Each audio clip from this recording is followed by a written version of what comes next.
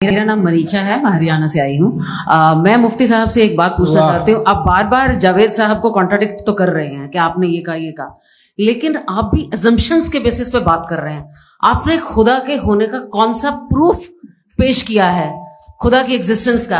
अब इस सवाल को अलग रहने दीजिए, कौन एथीस्ट है कौन नहीं है। और दूसरी बात जो आपने एक छोटी सी कही थी कि ये फ्री विल का इस्तेमाल करता है इंसान अपनी, लेकिन उस फ्री विल का इस्तेमाल में मतलब खुदा ने ये दे दी सबको ये इजाजत कि वो कितना घिनौनापन और कितनी ज्यादा खराब से खराब तरीके इस्तेमाल कर सकते हैं। जवाब सुनते जी।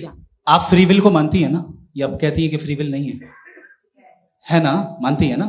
तो अब आपके पास इसका कोई एक्सप्लेनेशन नहीं है कि अगर एक इंसान उस फ्री विल का इस्तेमाल करके गलत काम कर रहा है और बच के अच्छी जिंदगी गुजार के निकल जा रहा है, उसका कोई रिकॉम्पेंस नहीं है। हमारे वर्ल्ड व्यू में जो इंसान गलत काम कर रहा है उसको भी रिकॉम्पेंस यानी उसका बुरा बदला मिलना है, और जो सही काम कर रहा है उसको सही बदला मिलना है। लिहाजा जो फ्री विल है वो इस तरीके से है कि एक लिमिटेड टाइम तक खुदा ने मोहलत दी है। ऐसे नहीं कि छूट दे दी, जो करना है करते रहो हमेशा। वक्त आएगा जब एग्जाम का टाइम खत्म होगा तब रिजल्ट आएगा। दौराने एग्जाम जबरदस्ती आपको नहीं बताया जाएगा। अरे भाई एक सेकंड जी सवाल मुफ्ती साहब से मेरा सर मैं मुफ्ती साहब से जी रुक जाइए।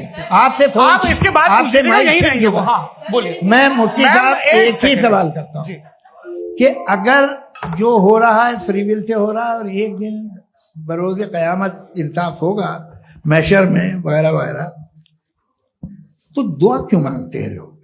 दुआ मांगते हैं इसके मतलब है अभी भी उसने ये डिपार्टमेंट रखा है कि मैं रोजमर्रा की जिंदगी में बिल्कुल बिल्कुल ही कैन।